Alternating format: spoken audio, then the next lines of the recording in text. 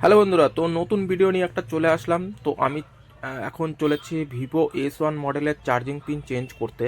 তো আমি দেখতে পেলাম এইখানটা কতগুলো পাতা রয়েছে, আপনারা দেখুন। তো এইভাবে কিন্তু একটা বোর্ডের উপরে এতগুলো পাতা দিলে খুবই সমস্যা।